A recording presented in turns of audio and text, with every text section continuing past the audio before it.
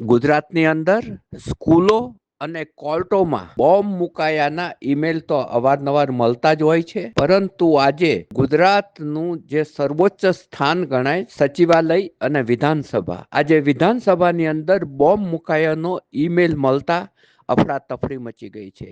વિધાનસભા ચાલુ છે અને આજે 9 વાગ્યાની બેઠક હતી. એ પહેલા આ પ્રકારનો ઈમેલ મળતા આખી વિધાનસભા ખાલી કરી દેવામાં આવી છે.